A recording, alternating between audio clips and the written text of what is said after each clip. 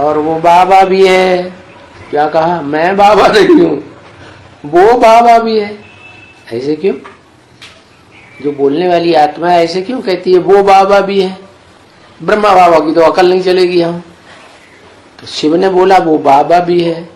बाबा माने साकार है या निराकार है? जरूर साकार है। और शिक्षा देने वाला भी है।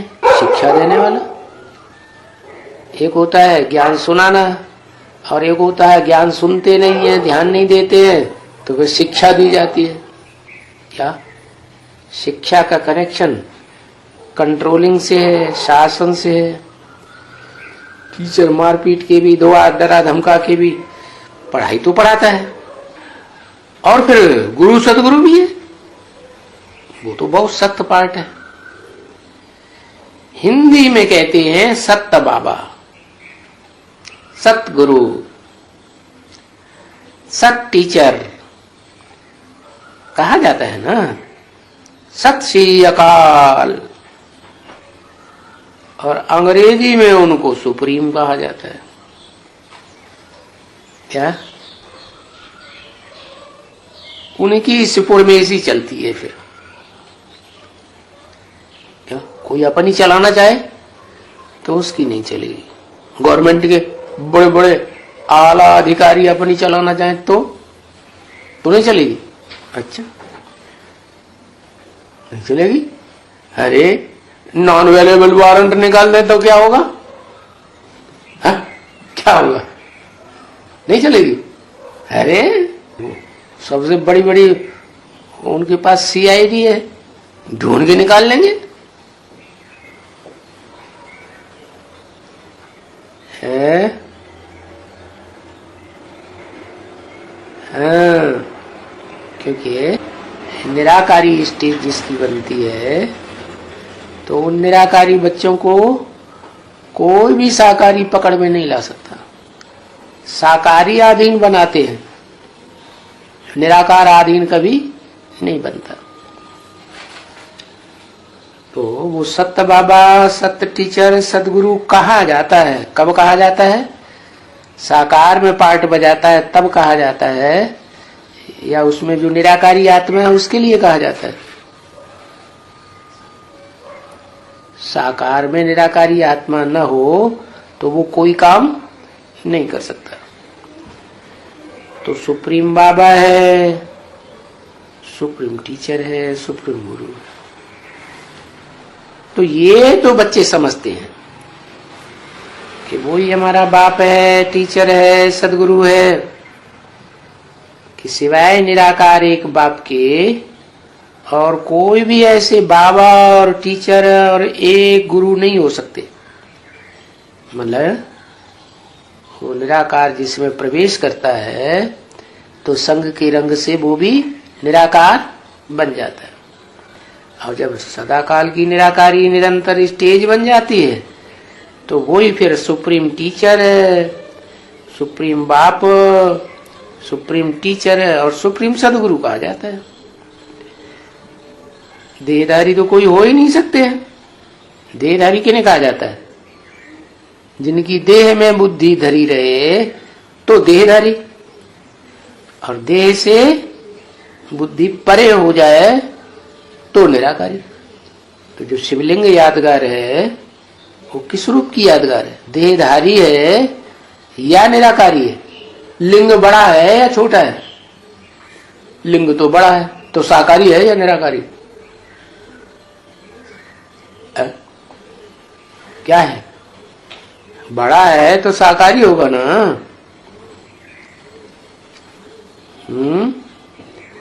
निराकारी कहेंगे क्योंकि बड़ा भले है लेकिन हाथ पांव नाक का भान नहीं है, इसलिए निराकारी ही कहा जाता है।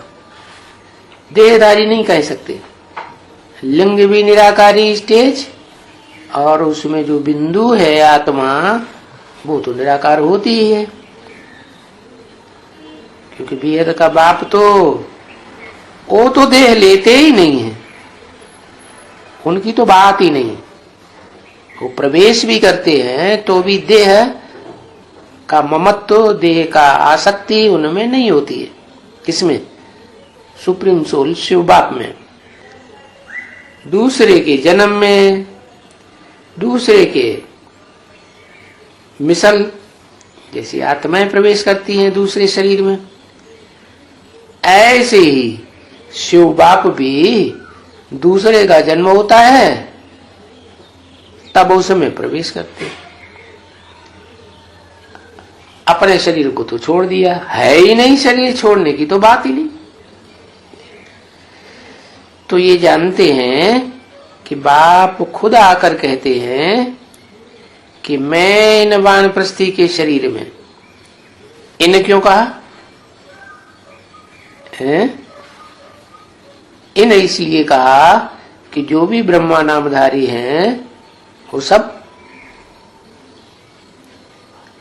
वानप्रस्थी 60 साल की अवस्था के होने चाहिए या कम ज्यादा होना चाहिए है? 60 साल के होने चाहिए।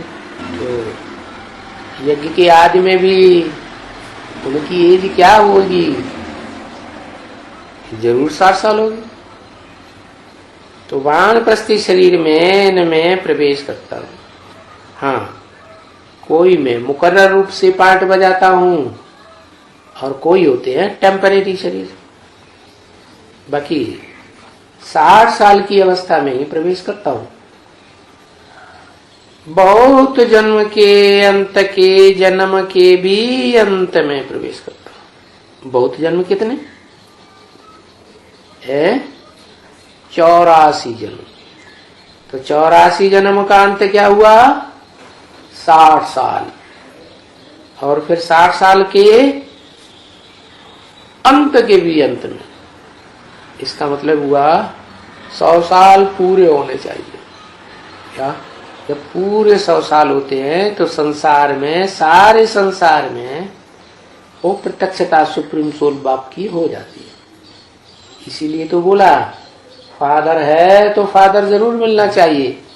फादर सिर्फ कहें और कभी मिले ही नहीं, वो फादर कैसे हो सकता है?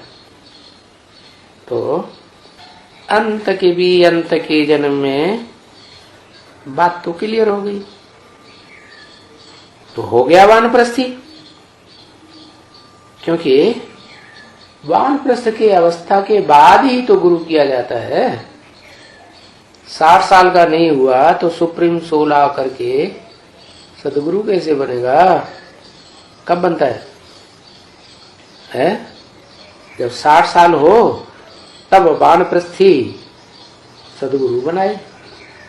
तो बताया एक तो है यज्ञ के आदि में 60 साल का जन्म धारण करने वाला वो व्यक्तित्व जो मुकर्रर अर्थ है, तो वो 60 साल का हुआ, लेकिन वानप्रस्थी था ना, सदगुरु तो नहीं मिल सकता। वो कब मिले? है वो तो बीच में ही शरीर छूट गया, फिर तो वो काम तो अधूरा रह गया। फिर भी जो भी कहें सन 36-37 से लेकर जब तक भी जीवित रहा तो 60 साल के बाद की एज कही जाएगी या नहीं? तो 60 साल के बाद मैंने सदगुरु मिल गया, लेकिन मिला तो पहचाना क्या? पहचाना नहीं। तो वानप्रस्थ के बाद भी इनकी वानप्रस्थ अवस्था तो है। किनकी? कोई भी ब्रह्मा नामधारी हो, उनकी वानप्रस्थ अवस्था हो तब ही तो सुप्रीम सोल पार्ट बजाएगा, नाम देगा ब्रह्मा। तो दादा लेखराज के लिए कब कहें? कब प्रवेश किया? कब नाम दिया ब्रह्मा? है 1936-37 में कहें? नहीं कहेंगे, क्योंकि उससे पहले तो उनको कोई माताएं ही पढ़ाती थी, तो जरूर माताओं की उम्र ज्यादा होगी। ब्रह्मा बाबा 60 साल के नहीं हुए होंगे। तो बताया इनकी वानप्रस्थ अवस्था है तो वो ऑटोमेटिकली सदगुरु आ गया। दादा लेखराज ब्रह्मा में भी सन 67 में वानप्रस्थ अवस्था तो कहें कि हो गई पार। तो सदगुरु मिला कि नहीं मिला? है? नहीं मिला है तेरी की नहीं, सुनता नहीं ध्यान से। सदगुरु मिला ना, हाँ तभी तो सदगुरु तो आ गया ना, क्योंकि 60 साल के बाद ही सदगुरु मिलता है। हाँ सदगुरु कैसे? 47 में हुआ 60 साल, और 60 साल के बाद सदगुरु मिलेगा नहीं मिलेगा? 60 साल से पहले मिलेगा कि बाद में मिलेगा? बाद में ही तो मिलेगा। तो सदगुरु मिला दलाल, सुंदर मेला कर दिया। तो फिर सिंध हैदराबाद से ही वो सुंदर मेला शुरू हो गया। तो ऑटोमेटिकली गुरु आ गया ना। तो जब सदगुरु आ गया है तो और सब गुरुओं को तलाक दे दी। क्या? गुरुओं को तलाक क्यों बोला? फारकती बोलना चाहिए, तलाक क्यों बोल दिया? तलाक तो घरवाली को दी जाती है, पत्नी को है, किसको फारकती दी जाती है? बच्चे को, या बच्चा बाप को फारकती देता है। तो बताया तलाक दे दिया। किसने तलाक दे दी? और गुरुओं को ब्रह्मा बाबा ने तलाक दी। तलाक दे दी का मतलब क्या हुआ? कि जो भी सदगुरु बनता है वो सदगुरु सदगति करने वाला है, और सदगति तो संग के रंग के बगैर होती नहीं। तो सदगति करेगा तो संबंध तो जोड़ना पड़े ना। तो कौन सा संबंध है जिस संबंध में सदगति होती है सबसे जास्ती है, और दुर्गति भी होती है सबसे जास्ती? नर माने मनुष्य करते हैं दुर्गति, और भगवान करता है सदगति है। पति पत्नी का संबंध में जितना संबंध है, संग का रंग लगता है, उतना और कोई संबंध में नहीं लगता है। तो अंत समय में वही याद आता है। क्या याद आता है? अंतमते सोगते। तो पत्नी जब सदगुरु को याद करेगी तो काहे का जन्म मिलेगा? पुरुष का या स्त्री का? पुरुष का जन्म मिलेगा। तो पुरुष का जन्म मिलेगा तो सदगति हुई या दुर्गति हुई? क्या कहेंगे? पुरुष जन्म माने सदगति या दुर्गति, और स्त्री जन्म? स्त्री जन्म माना अधीन होना पड़े, क्योंकि सदगुरु तो किसी के अधीन होता ही नहीं। तो और गुरुओं को तलाक दे दी।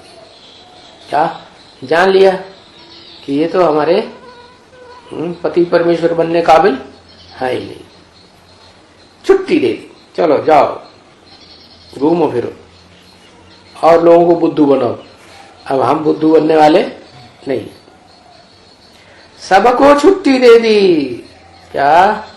क्योंकि इस जीवन में उन्होंने कितने गुरु बनाए थे? 12 गुरु बनाए थे।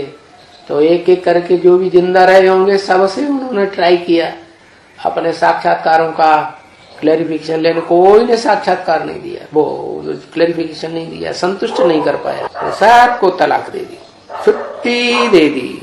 क्योंकि सुंदर मिल कब हो? सुंदर मिलन मेला तब हो जब सदगुरु मिले।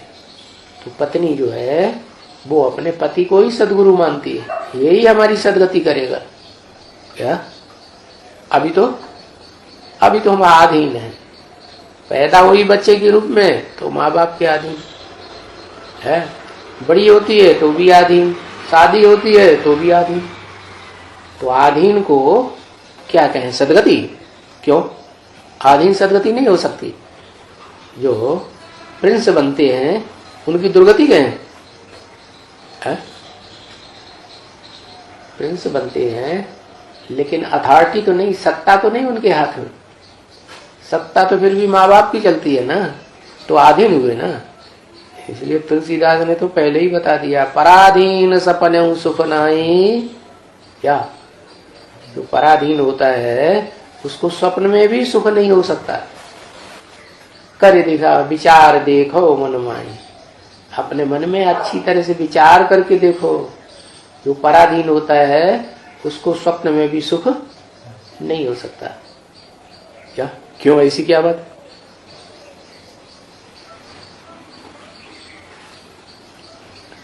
अरे बाप पहले राजा था, स्वाधीन था। फिर बड़े बच्चे युवराज को राजा ही दे दी, खुद बुढ़ा हो गया, चारपाई पकड़ ली। अब पराधीन है या स्वाधीन है? क्या कहेंगे? हा? क्या कहेंगे? पराधीन। तो उसकी नहीं चलेगी, चलेगी किसकी फिर भी है? चलेगी जिसके हाथ में सत्ता है उसी की चलेगी। तो बताया कि बाकी गुरुओं को छोड़ दिया। क्यों छोड़ दिया? क्योंकि जब पता लग गया कि सदगुरु ये है असली, ये तो सब झूठे गुरु थे जिनके चुंगल में हम फंसे रहे। अब हमें सच्ची बात मिल रही है, सच्चा सदगुरु मिल गया, तो झूठे गुरुओं का क्या काम? ये तो भक्ति मार्ग के गुरु हैं, ये कोई ज्ञान हमें नहीं सुनाएंगे। क्योंकि ये तो सत्य है कि ज्ञान तो एक से आता है, 12-12 गुरुओं से थोड़ा ही ज्ञान आएगा। तो उनको क्या कहेंगे? सदगुरु, सदगति करने वाले या दुर्गति करने वाले? क्या कहेंगे? जरूर कहेंगे दुर्गति करने वाले। ओम शांति।